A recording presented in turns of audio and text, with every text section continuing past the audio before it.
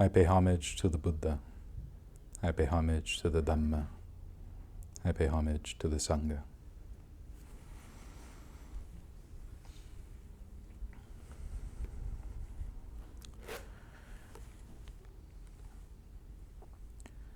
So today, there's a teacher that I want to discuss. Her name is Upasika Kee Nanayon, who was an extraordinary Thai Buddhist laywoman who became a teacher, a Dhamma teacher, in the early to mid 1900s. But before I can, I think, fully address her teachings, apologies for taking a drink of water. Before I can fully address her teachings, I want to lay some groundwork first. So I want to bring attention to how I nearly always start my Dharma talks.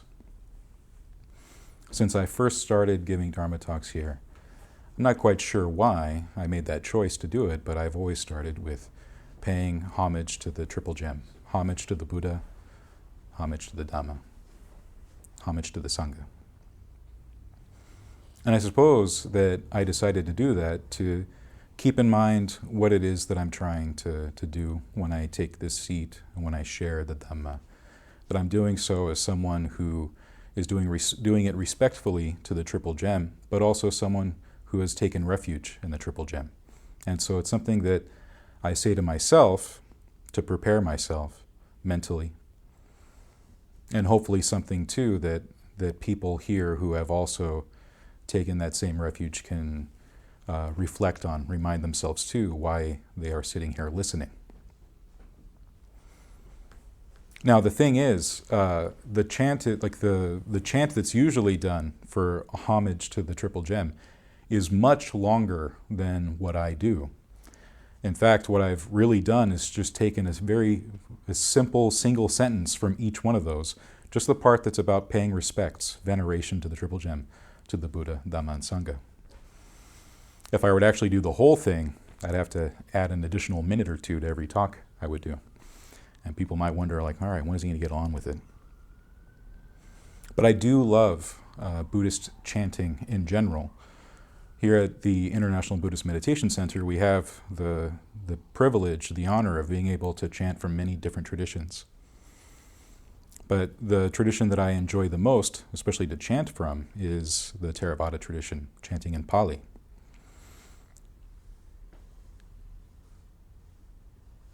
And the chanting that's often done, if we get a chance to hear it here at IBMC, which we do every once in a while, it's one of those things that is introduced to people and it might be brand new and they might think, oh, these words are pretty. It sounds nice. It kind of flows over you. You just get to hear the syllables, the sounds.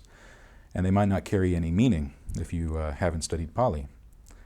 And then you have those that do practice Theravada, who do chanting quite frequently, and all they've bothered to do is to memorize it phonetically. I know that early on for myself, that was the best I could do at first because I was going to these temples, participating in these communities, be they Sri Lankan, Thai, or whatever, and I just wanted to join along. I just wanted to be a part of it. Everyone was chanting these beautiful sounds, and I wanted to do it too. So I learned phonetically for a long time, and I could just say the words and didn't have a clue what I was saying.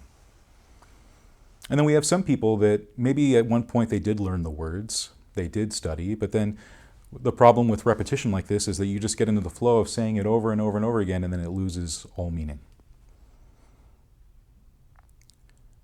So let's single in on one of the aspects of the Triple Gem, the Dhamma, because that's why we're here. We're here to study the Dhamma. So the one little phrase that I take is just really just one sentence of the entire chant. Tam ahang dhammang abhipujayami, right? That's it. That translates to, I pay my respect to the Dharma, I venerate the Dharma, I pay homage to the Dharma.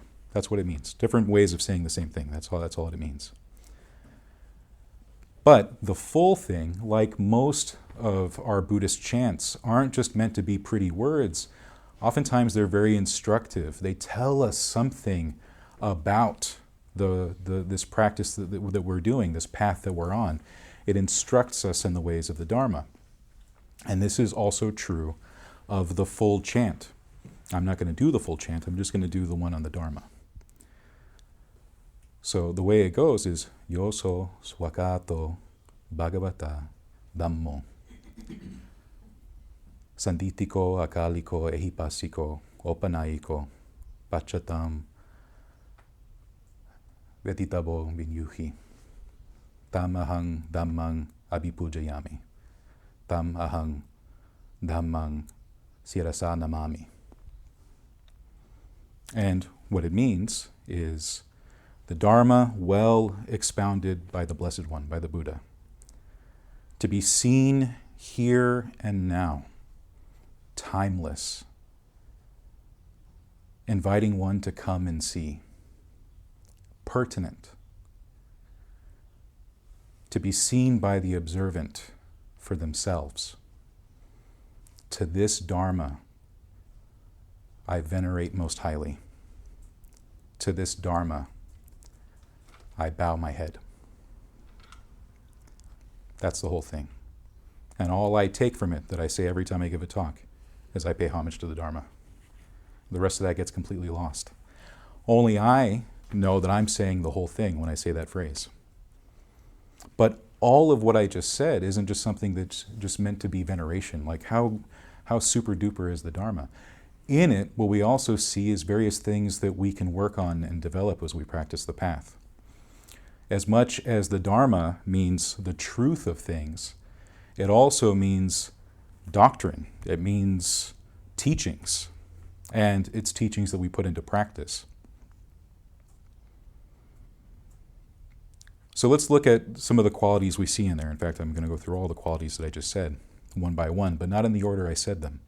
I'm going to go through them, beginning with the one that we talk about the most, which is ehipasiko, come and see, inviting one to come and see.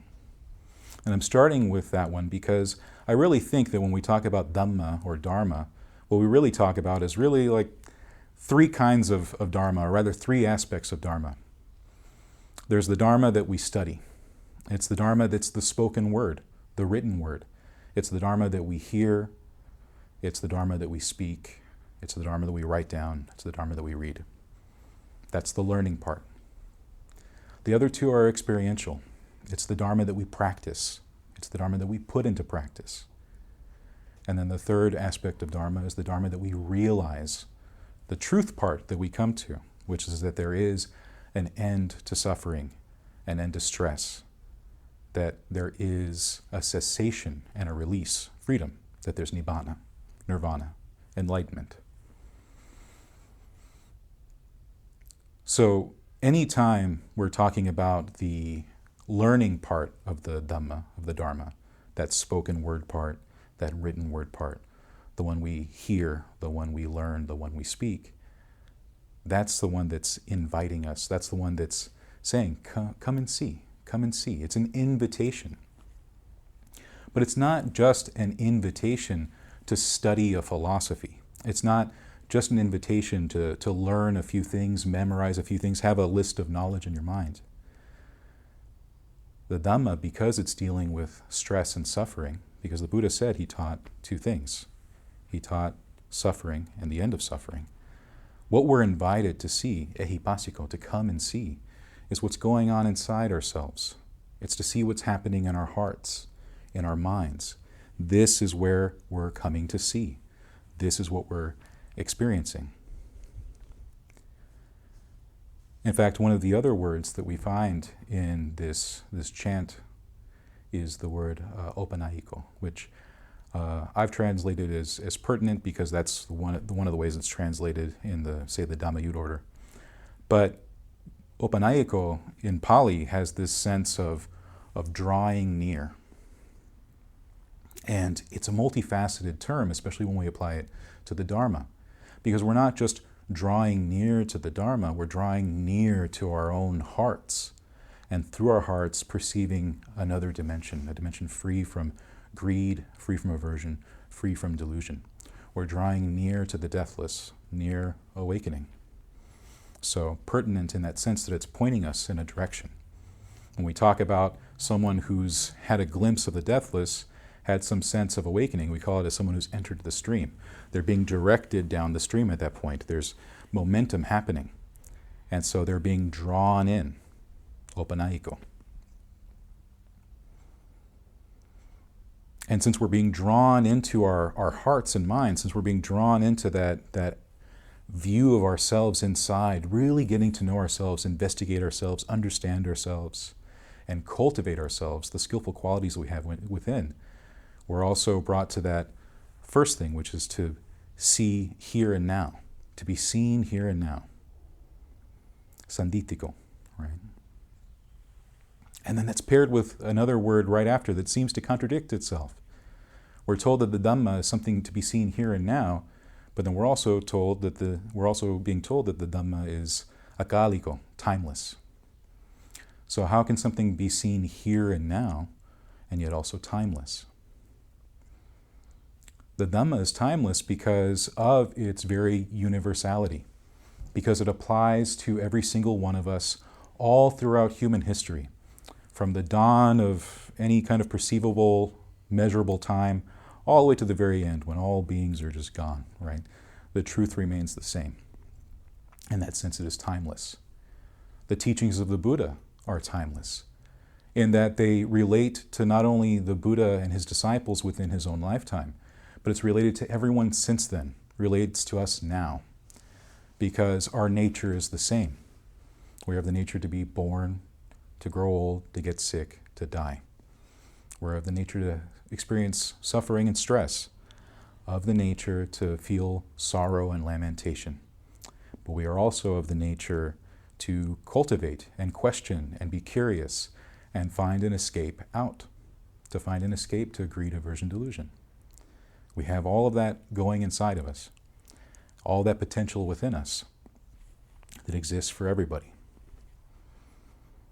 But it's here and now because that's what we have to work with. Because anything that we do inside ourselves, within our own hearts, always happens here and now, wherever it is that we are. It's true that we are a product, karmically, of our past, but also our present.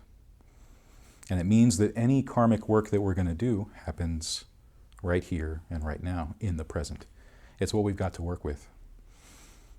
I find it pretty funny that my teacher laughs at the whole concept that everyone thinks like the power of the present moment, like the moment itself is special, that there's something magical about the present moment. And he says it's really not the moment itself, it's the fact that that's where you are right now. It's where your actions are taking place. And that's why it's important to focus on the present moment.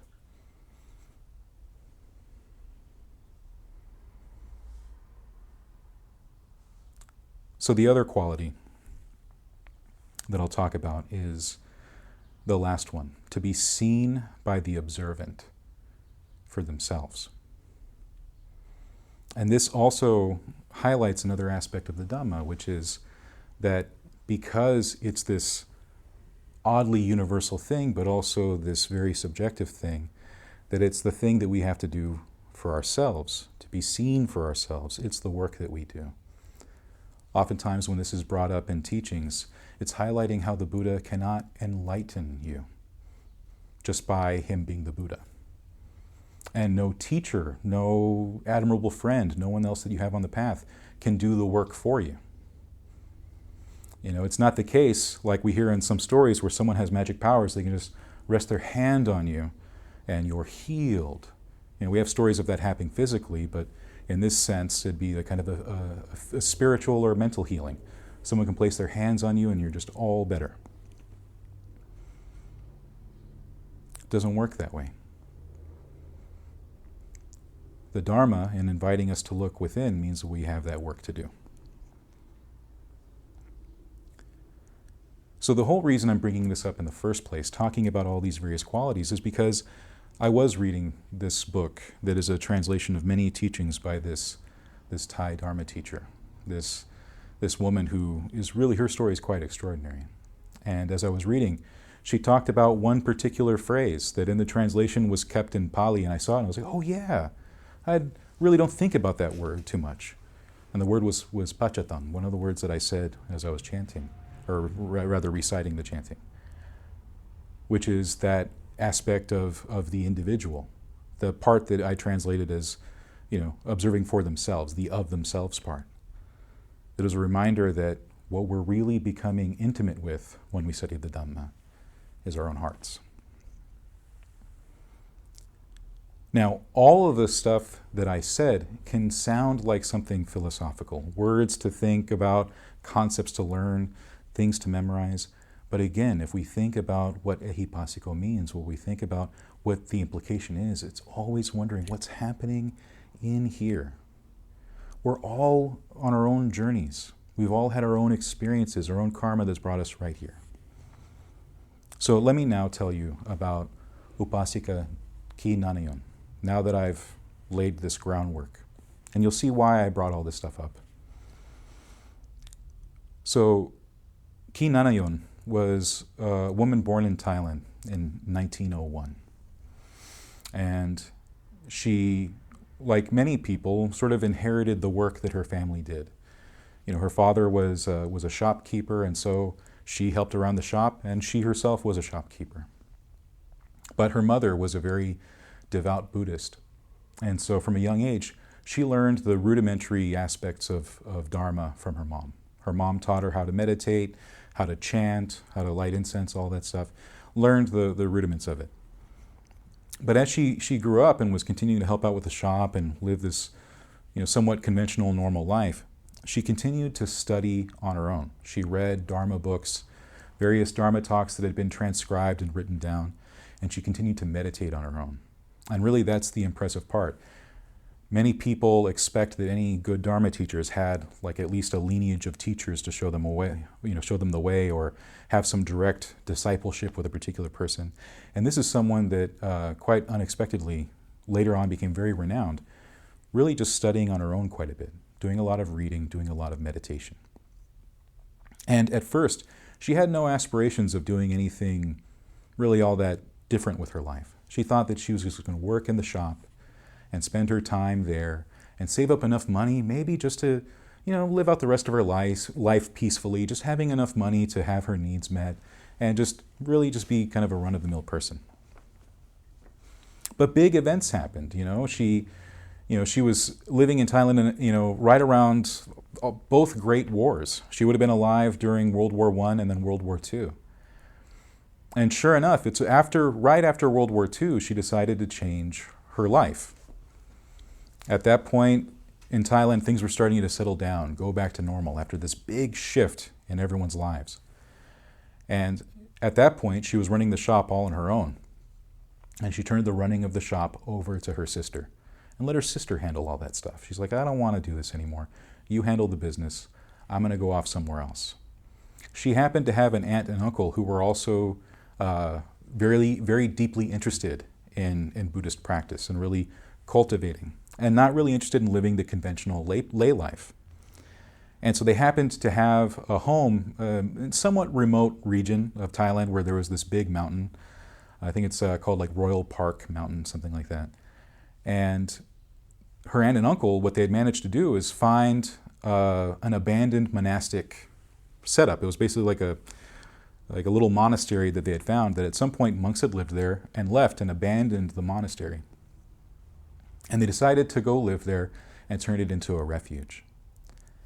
And it was tough because we're talking about 3 lay people who had whatever money they had saved up for this endeavor, and no support because they're living as lay people. They took on the moniker named for themselves, Upasika and Upasika. They were lay people. These were not ordained people, but they were going to go off into the woods and practice. They were going to live a life of austerity. And so they had no support, obviously. So they had to fend for themselves. They had to make bowls out of coconut shells. They had to mend their own clothing. They had to find food when there wasn't enough food and go off into the forest, find bamboo and eat the delicate, tender parts that they could cook, and so on.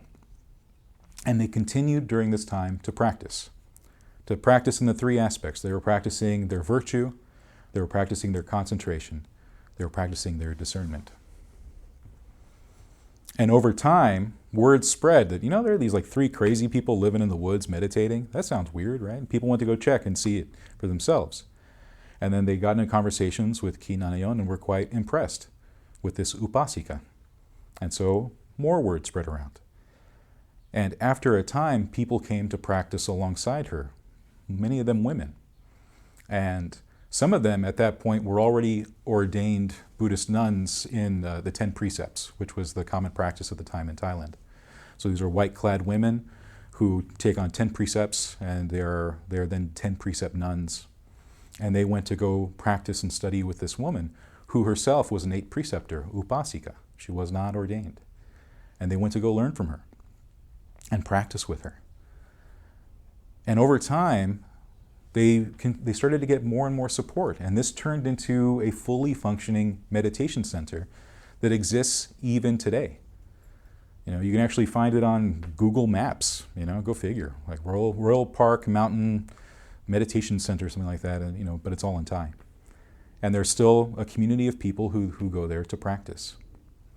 And she, to her credit, helped create this community, was in charge of it, led it, was the guide, was the teacher until about 1978 and 1979 when she passed away.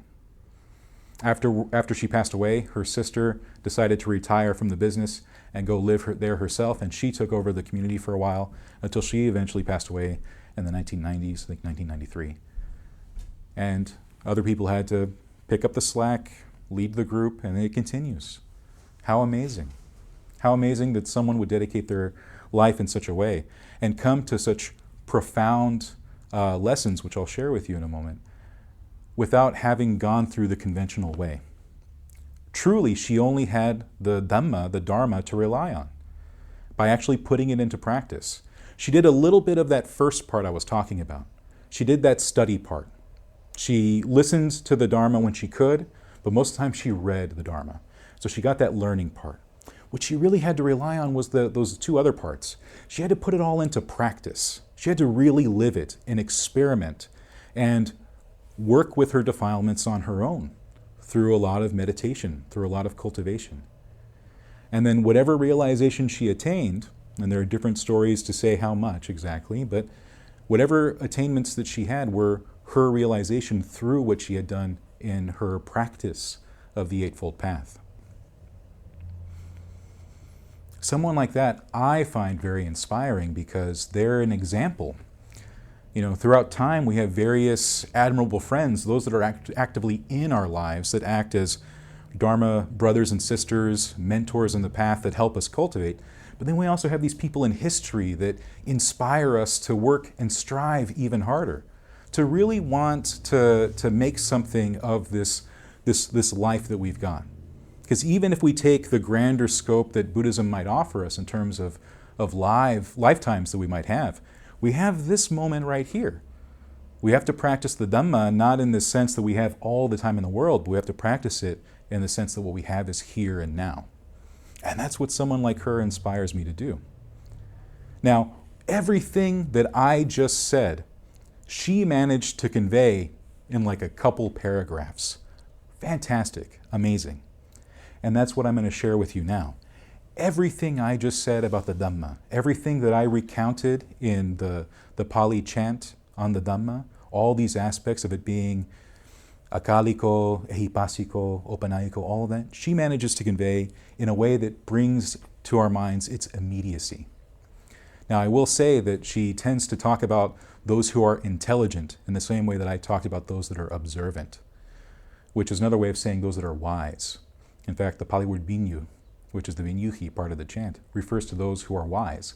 But we can say that it's someone who is discerning, has the ability to look around and have a sense of what's going on in themselves. So now I'll share this and keep in mind all the things that I've said about the Dhamma, because she brings it to light so beautifully. Only intelligent people, though, will be able to stick with the practice. Foolish people won't want to bother. They'd much rather follow the defilements than burn them away. To practice the Dhamma, you need a certain basic level of intelligence. enough to have seen at least something of the stress and suffering that come from defilement. Only then can you practice progress. And no matter how difficult it gets, you'll have to keep practicing on to the end. This practice isn't something you do from time to time, you know. You have to keep at it continuously throughout life. Even if it involves so much physical pain or mental anguish that tears are bathing your cheeks, you have to keep with the holy life because you're playing for real. If you don't follow the holy life, you'll get trapped in suffering. So you have to learn your lessons from pain. Try to contemplate until you can understand it and let it go, and you'll gain one of life's greatest rewards. Don't think that you were born to gain this or that level of comfort. You were born to study pain and the causes of pain, and to follow the practice that frees you from pain. This is the most important thing there is. Everything else is trivial and unimportant. All that's important lies with the practice.